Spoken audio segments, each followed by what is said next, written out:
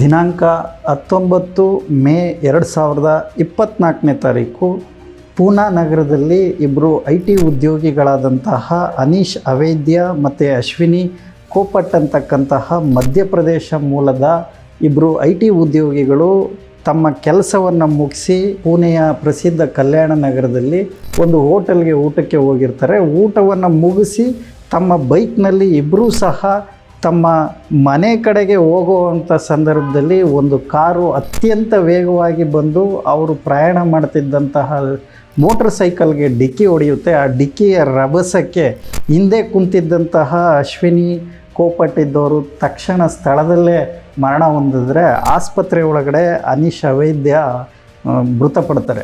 ಈ ವಿಚಾರ ಇಡೀ ಪೂನಾ ನಗರದಲ್ಲಿ ಮತ್ತು ಇಡೀ ಮಹಾರಾಷ್ಟ್ರದಲ್ಲಿ ಒಂದು ರಾಜಕೀಯ ಮತ್ತು ಸಾಮಾಜಿಕ ತಲ್ಲಣಕ್ಕೆ ಕಾರಣ ಆಗುತ್ತೆ.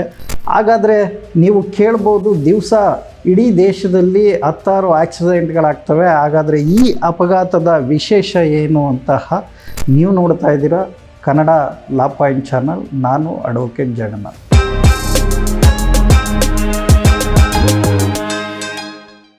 ಪೂನಾ ನಗರದಲ್ಲಿ ಒಬ್ಬ ಪ್ರಸಿದ್ಧ ಬಿಲ್ಡರ್ SK ಅಗರ್ವಾಲ್ ಅಂತ ಇರ್ತಾರೆ. ಅವರ ಮಗ ವಿಶಾಲ್ ಅಗರ್ವಾಲ್.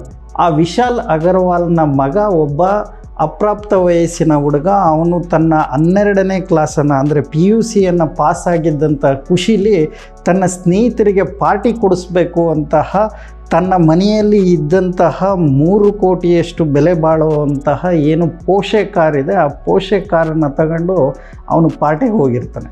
ವಿಶಾಲ್ ಅಗರ್ವಾಲ್ ಅವರ ಮಗ ಏನಿದ್ದಾನೆ, ಅವನು ಅಪ್ರಾಪ್ತ ವಯಸ್ಸಿನ ಹುಡುಗ ಇದ್ದವನು ತನ್ನ ದುಬಾರಿ ಕಾರನ್ನು ತಗೊಂಡು ಮೊದಲು ಪೂನಾ ನಗರದ ಕೋಜಿ ಕ್ಲಬ್ ಅಂತಕ್ಕಂತಹ ಒಂದು ಬಾರ್ಗೆ ಅವನು ಮತ್ತು ಅವನ ಸ್ನೇಹಿತರು ಹೋಗ್ತಾರೆ. ಅಲ್ಲಿ ರಾತ್ರಿ 11 ಗಂಟೆ ತನಕ ಪಾರ್ಟಿಯನ್ನು ಮಾಡಿದಂತಹ ಈ ಹುಡುಗರಿದ್ದವರು ಅಲ್ಲಿ ಹೆಚ್ಚು ಕಮ್ಮಿ 80,000ದಷ್ಟು ಬಿಲ್ಲನ್ನು ಮಾಡ್ತಾರೆ. ಆ 80,000 ಬಿಲ್ಲನ್ನು ಪಾವತಿ ಆದಮೇಲೆ ಅಲ್ಲಿರ್ತಕ್ಕಂತಹ ಬಾರ್ನ ಎಂಪ್ಲಾಯೀಸ್ಗಳೇನಿರ್ತಾರೆ ಅವರು ಇನ್ನು ನಿಮಗೆ ಡ್ರಿಂಕ್ಸನ್ನು ಸಪ್ಲೈ ಮಾಡೋಕ್ಕಾಗೋದಿಲ್ಲ, ಟೈಮ್ ಆಗಿದೆ ಅಂತ ಹೇಳಿದ್ಮೇಲೆ ಅವರು ಅಲ್ಲಿಂದ ಹೊರಡ್ತಾರೆ. ನೆಕ್ಸ್ಟು ಅಲ್ಲಿಂದ ಹೊರಟಾದ್ಮೇಲೆ ಪುನಃ ಅವರು ಮತ್ತೊಂದು ಬ್ಲ್ಯಾಕ್ ಕ್ಲಬ್ ಅಂತಕ್ಕಂತಹ ಪುನಃ ಹೋಗ್ತಾರೆ. ಅಲ್ಲಿ ರಾತ್ರಿ 2 ಗಂಟೆ ತನಕ ಪಾರ್ಟಿಯನ್ನು ಮಾಡ್ತಾರೆ. ಅವರು ರಾತ್ರಿ 2 ಗಂಟೆ ತನಕ ಕುಡಿಯೋದಕ್ಕೆ ಅಲ್ಲಿ ಅವಕಾಶ ಕಲ್ಪಿಸಿದಂತಹ ಏನು ಅಲ್ಲಿನ ಸಿಬ್ಬಂದಿ ಇರ್ತಾರೆ ಅವ್ರಿಗೆ ಯಥೇಚ್ಛವಾದಂತಹ ಒಂದು ಮದ್ಯವನ್ನು ಸಹ ಒಂದು ಅಪ್ರಾಪ್ತ ಹುಡುಗರಿಗೆ ಸರಬರಾಜು ಮಾಡಿರ್ತಾರೆ. ನಂತರ ಈ ಕುಡಿದು ನಿಶೆಯಲ್ಲಿದ್ದಂತಹ ಈ ಏನು ವಿಶಾಲ್ ಅಗರ್ವಾಲ್ನ ಮಗ ಇದ್ದಾನೆ, ಅವನು ಆ ಒಂದು ಕಾರನ್ನು ಡ್ರೈವ್ ಮಾಡ್ತಾ ಅತ್ಯಂತ ವೇಗವಾಗಿ ಅದನ್ನು ಚಲಾಯಿಸಿ ಆ ಒಂದು ಕಲ್ಯಾಣ ನಗರದ ಒಳಗಡೆ ಮೋಟರ್ ಸೈಕಲ್ನಲ್ಲಿ ಹೋಗ್ದಿತ್ತಂತಹ ಇಬ್ಬರು ವ್ಯಕ್ತಿಗಳಿಗೆ ಅದನ್ನು ಡಿಕ್ಕಿಪಡಿಸ್ತಾನೆ. ಆ ಡಿಕ್ಕಿಪಡಿಸಿದಂಥ ಸಂದರ್ಭದಲ್ಲಿ ಅಲ್ಲಿ ಅನೀಶ್ ಅವೈದ್ಯ ಮತ್ತು ಅಶ್ವಿನಿ ಕೋಪಟ್ ಅಂತಕ್ಕಂತಹ ಇಬ್ಬರು ಏನು ವ್ಯಕ್ತಿಗಳಿರ್ತಾರೆ IT ಪ್ರೊಫೆಷನಲ್ಸು, ಅವರು ಸ್ಥಳದಲ್ಲಿ ಮೃತಪಡ್ತಾರೆ. ಆ ಸ್ಥಳದಲ್ಲಿ ಮೃತಪಟ್ಟಂತಹ ಸಂದರ್ಭದಲ್ಲಿ ಏನು ಕಾರಿನಲ್ಲಿ ಇದ್ದಂತಹ ಏರ್ ಬ್ಯಾಗ್ ಇರುತ್ತೆ, ಆ ಏರ್ ಬ್ಯಾಗ್ ಓಪನ್ ಆದಂತಹ ಕಾರಣದಿಂದ ಅದನ್ನು ಡ್ರೈವ್ ಮಾಡ್ತಿದ್ದಂತಹ ಅಪ್ರಾಪ್ತ ವಯಸ್ಸಿನ ಬಾಲಕ ಇದ್ದವನು ಹೊರಕ್ಕೆ ಬರೋಕ್ಕಾಗದೇನೆ ಅವನು ಸಿಗಾಕೊಂಡಿರ್ತಾನೆ. ಅಂಥ ಸಂದರ್ಭದಲ್ಲಿ ಸ್ಥಳದಲ್ಲಿದ್ದಂಥ ಸಾರ್ವಜನಿಕರು ಅವನನ್ನು ಹಿಡಿದು ಅವನನ್ನು ಥಳಿಸಿ ಅವನ್ನ ಸ್ಥಳೀಯ ಪೊಲೀಸವ್ರಿಗೆ ಹ್ಯಾಂಡ್ ಓವರ್ ಮಾಡ್ತಾರೆ. ಸ್ಥಳೀಯ ಯರವಾಡ ಪೊಲೀಸ್ನ ಸಿಬ್ಬಂದಿ ಏನು ಸ್ಥಳಕ್ಕೆ ಬಂದಿರ್ತಾರೆ ಅವರು ತಕ್ಷಣ ಆ ಅಪ್ರಾಪ್ತ ವಯಸ್ಸಿನ ಬಾಲಕನನ್ನು ತಮ್ಮ ಕಸ್ಟಡಿಗೆ ತಗೊಂಡು ತಮ್ಮ ಠಾಣೆಗೆ ಕರೆದುಕೊಂಡು ಹೋಗ್ತಾರೆ. ಬೆಳಗ್ಗೆ ಸರಿಸುಮಾರು 8 ಗಂಟೆ 20 ನಿಮಿಷಕ್ಕೆ ಪ್ರಥಮ ವರ್ತಮಾನ ವರದಿ ಏನಿದೆ FIR ದಾಖಲಾಗುತ್ತೆ. ಅನಂತರ ಮಧ್ಯಾಹ್ನ 11 ಗಂಟೆಯಷ್ಟು ಸಮಯಕ್ಕೆ ಆ ಹುಡುಗನ ಅಪ್ರಾಪ್ತ ಬಾಲಕನ ಮೆಡಿಕಲ್ ಟೆಸ್ಟನ್ನು ಮಾಡಲಾಗುತ್ತೆ. ಆ ಮೆಡಿಕಲ್ ಟೆಸ್ಟ್ ಒಳಗಡೆ ಏನು ದೇಹದಲ್ಲಿ ಆಲ್ಕೋಹಾಲ್ನ ಪ್ರಮಾಣ ಇಲ್ಲ ಅಂತ ರಿಪೋರ್ಟ್ ಬರುತ್ತೆ.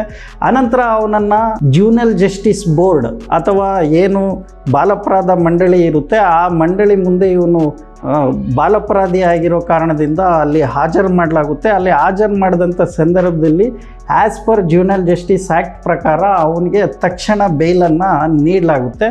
FIR 304A ದಾಖಲಾಗಿರುತ್ತೆ.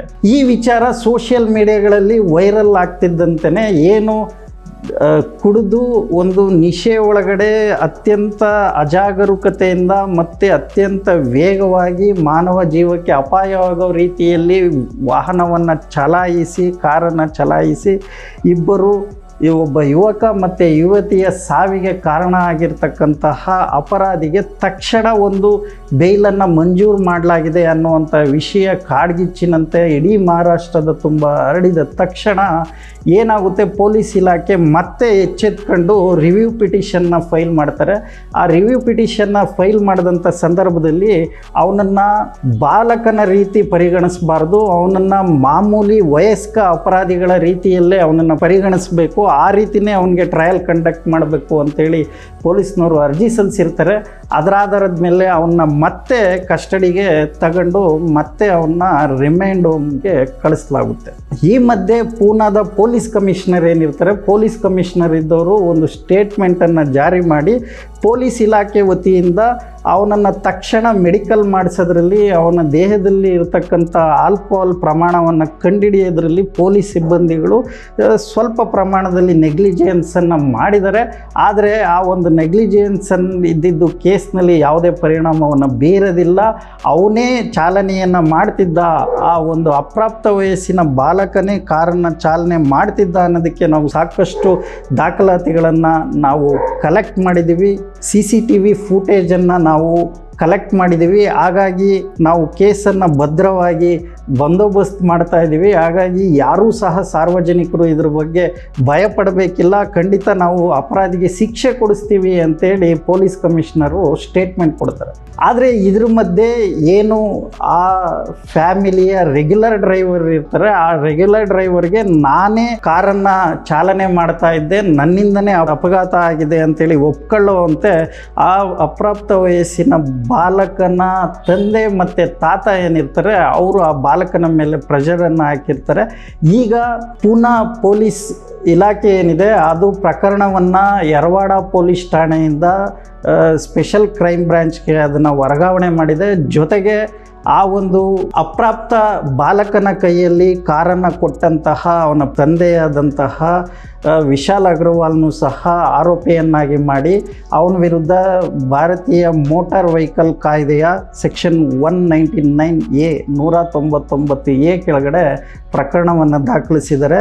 ಅದೇ ರೀತಿ ಒಳಗಡೆ ಏನು ಹುಡುಗನಿಗೆ ಕುಡಿಯೋದಕ್ಕೆ ಅವಕಾಶ ಕೊಟ್ಟಂತಹ ಬಾರಿನ ಸಿಬ್ಬಂದಿಗಳೇನಿದ್ದಾರೆ ಅವರ ವಿರುದ್ಧ ಸಹ ಎಕ್ಸೈಸ್ ಆ್ಯಕ್ಟ್ನ ಹಲವು ಸೆಕ್ಷನ್ಗಳ ಕೆಳಗೆ ಅವ್ರ ವಿರುದ್ಧ ಸಹ ಪ್ರಕರಣವನ್ನು ದಾಖಲಿಸಿದ್ದಾರೆ. ಒಟ್ಟು ಈ ಒಂದು ಕಾರಿನ ಅಪಘಾತ ಪ್ರಕರಣದಲ್ಲಿ ಪೂನಾ ಪೊಲೀಸರು 6 ಜನರನ್ನು ದಸ್ತಗಿರಿ ಮಾಡಿದ್ದಾರೆ. ಹಲವಾರು ಸೆಕ್ಷನ್ಗಳ ಅಡಿಯಲ್ಲಿ ಅವರ ವಿರುದ್ಧ ಪ್ರಕರಣಗಳನ್ನು ದಾಖಲಿಸಿದ್ದಾರೆ. ಹಾಗೂ ಅವರನ್ನು ಪೂನಾದ ಸೆಷನ್ ಕೋರ್ಟ್ನಲ್ಲಿ ಹಾಜರು ಮಾಡಲಾಗಿದೆ. ಬಾಲಾಪರಾಧಿಯಾಗಿರ್ತಕ್ಕಂತಹ ಹುಡುಗನನ್ನು ಮಾತ್ರ ಬಾಲನ್ಯಾಯ ಮಂಡಳಿ ಕೆಳಗಡೆ ಹಾಜರು ಮಾಡಲಾಗಿದೆ. ಹಲವಾರು ಜನ ಪೋಷಕರು ಮತ್ತು ಹಲವಾರು ಜನ ತಂದೆ ತಾಯಿಗಳು ತಮ್ಮ ಅಪ್ರಾಪ್ತ ಬಾಲಕರ ಕೈಗೆಳಗಡೆ ಮೋಟರ್ ಸೈಕಲ್ಗಳನ್ನು ಮತ್ತು ಕಾರುಗಳನ್ನು ಹಲವಾರು ವೆಹಿಕಲ್ಗಳನ್ನು ಓಡಿಸೋದಕ್ಕೆ ಕೊಟ್ಟಿರ್ತಾರೆ. ಭಾರತೀಯ ಮೋಟಾರ್ ವೆಹಿಕಲ್ ಕಾಯ್ದೆ ಅಥವಾ IMA ಆ್ಯಕ್ಟ್ನ ಕೆಳಗಡೆ 18 ವರ್ಷಕ್ಕಿಂತ ಕಡಿಮೆ ಇರೋರಿಗೆ ಡ್ರೈವಿಂಗ್ ಲೈಸೆನ್ಸನ್ನು ನೀಡೋದಿಲ್ಲ.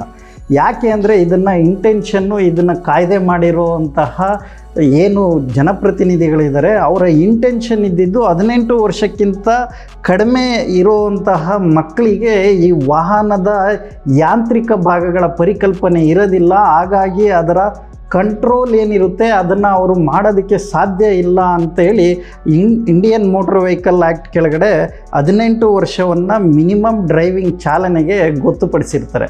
ಆದರೆ ಹಲವಾರು ಜನ ಪಾಲಕರು ಮತ್ತು ಪೋಷಕರು ತಮ್ಮ ಅಪ್ರಾಪ್ತ ವಯಸ್ಸಿನ ಮಕ್ಕಳ ಕೈ ಕೆಳಗಡೆ ಮೋಟರ್ ಸೈಕಲನ್ನು ಮತ್ತು ವೆಹಿಕಲ್ಗಳನ್ನು ಕಾರನ್ನು ಚಾಲನೆಗೆ ಕೊಡ್ತಾರೆ.